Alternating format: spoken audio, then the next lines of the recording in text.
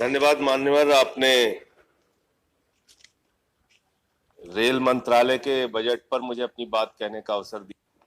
मान्यवर, आज जब मैं सदन में आ रहा था और मान्यवर 2019 में उन्होंने रेलवे भर्ती बोर्ड के द्वारा निकाली गई परीक्षा में प्रारंभिक परीक्षा पास कर ली, मुख्य परीक्षा पास। चिकित्सा की जांच 2019 से लेकर आज तक 3 साल हो गए मान्यवर। 8 से 10,000 नौजवान ऐसे हैं जिनको नियुक्ति नहीं मिली। यह बेरोजगार रवैया है, पूर्ण और पीड़ा। और जब वो रेलवे भर्ती से पीड़ित नौजवान छात्र प्रयागराज में सड़कों पर उतरते हैं, पटना में सड़कों पर उतरते हैं, तो आप अपने ही देश की धरती पर उनके साथ दुश्मनों जैसा व्यवहार करते हैं।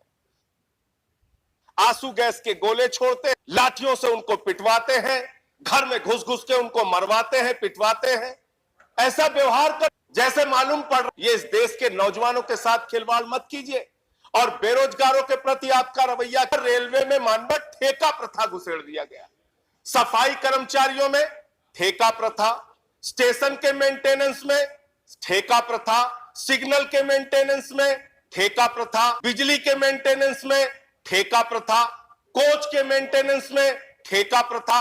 और ये ठेका प्रथा जब आप लेके आ रहे हैं तो एक तरफ आप रोजगार को मिटाने और खत्म करने का काम कर रहे हैं, और दूसरे तरफ इस देश के दलितों के साथ, पिछड़ों के साथ, आरक्षण की व्यवस्था के साथ आप खिलवाड़ करने का काम कर रहे हैं, उनका हक मारने का काम कर रहे हैं आप। मान्यवर, खुद रेलवे विभाग ने यह माना है कि सिर्फ 1,50,000 कर्मचारियों की वैकेंसी है। लगभग 1,50,000 रिक्तियां आपके पास सिर्फ सेफ्टी कैटेगरी में है, रेलवे की सुरक्षा के क्षेत्र में है। आप वो भर्ती करते नहीं। आपके पास मेंटेनेंस के क्षेत्र में या जिन क्षेत्रों में रेलवे में भर्तियां खाली है, वहां पे आप भर्ती क्यों नहीं करते? 3 लाख भर्ती अगर रेलवे विभाग चाहे तो पक्की सरकारी कर्मचारियों की कर सकती है। लेकिन आपको पिछड़ों का हक मारना है, दलितों का हक मारना है, निजीकरण करना है, सरकारी व्यवस्था को खत्म करना है। हमारे मंत्री जी ने बयान दिया, मुझे बड़ी प्रसन्नता हुई मान्यवर। इन्होंने कहा निजीकरण नहीं होगा। अब पता नहीं वित्त मंत्री रेल मंत्री एक साथ बैठते हैं कि नहीं बैठते हैं, दोनों लोग आपस में चर्चा करते हैं कि नहीं करते हैं। वित्त मंत्री जी कहती हैं रेलवे की 26% संपत्तियां हम बेचेंगे, लगभग 1,50,000 करोड़ रुपए रेल की संपत्ति बेच के हम अर्जित करने का काम करेंगे। और मेरे पास तारीख है, 31,000 करोड़ रुपए की टेंडर इन्होंने निकाला, जिसमें से मात्र 7,200 करोड़ रुपए का इनको आय हुई। बाकी लोग लेकिन निजीकरण करने के लिए जितनी भी आप योजनाएं ला सकते हैं रेलवे के अंदर, वो लाने का काम करते हैं। दूसरी बात मान्यवर, मैं इनका पढ़ रहा था कि रेलवे में 5 वर्षों से लगातार आमदनी में कमी आ रही है। लगभग 7.8% इनकी आमदनी घटी है। आमदनी भले ही रेलवे की घट रही हो, भले ही आपने पिछले दिनों में रेलवे के प्लेटफॉर्म की टिकट 50 रुपए कर दिया हो, पैसेंजर के किराए को आपने 3 गुना वृद्धि कर दिया हो, बाकी चीजों में वृद्धि कर दिया हो, लेकिन आपकी आमदनी 7.8% घटी। ये आंकड़े बताते हैं। लेकिन उसके बावजूद आप अपने राजनीतिक कारणों से रेलवे को घाटा पहुंचाने के लिए तैयार रहते हैं। आप अपने राजनीतिक कारणों से रेलवे का नुकसान करने के लिए तैयार कर रहते हैं।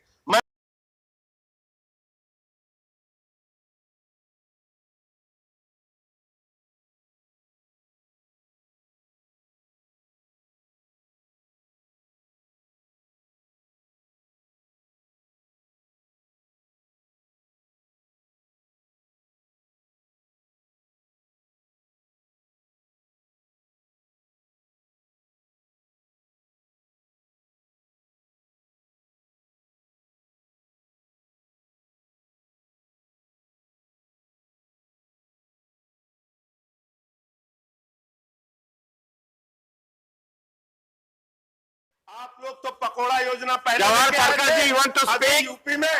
अभी यूपी के नौजवानों को इन लोगों ने कहा मान्यवर, यूपी के नौजवानों को जाके प्रधानमंत्री ने कटोरा योजना दे दी। पहले पकोड़ा योजना, अभी कटोरा। धन्यवाद। अरे नहीं, दिस इज नॉट दैट। थोड़ी संवेदनशीलता लाइए। कुलियों के लिए लालू प्रसाद यादव जी जब रेल मंत्री थे, उन्होंने योजना लागू की थी उनको नौकरी देने के लिए।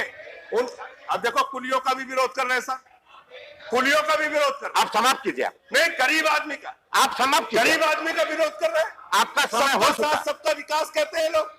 चुनाव पूर्व रेल मंत्री ने इस देश के कुलियों के लिए, जिनके ऊपर एक फिल्म बनी थी, गाना था, सारी दुनिया का बोझ हम उठाते हैं, उन बोझ उठाने वालों के लिए देश के रेल मंत्री लालू प्रसाद यादव जी ने नौकरी देने की व्यवस्था की थी। आज वो मारे मारे फिर रहे हैं, एप्लीकेशन देते हैं, धन्यवाद, धन्यवाद, धन्यवाद। खाते हैं, स्पीकर जवाहर सरकार सुनते। तो इसलिए इस देश के जवाहर सरकार जी साथ खिलवाड़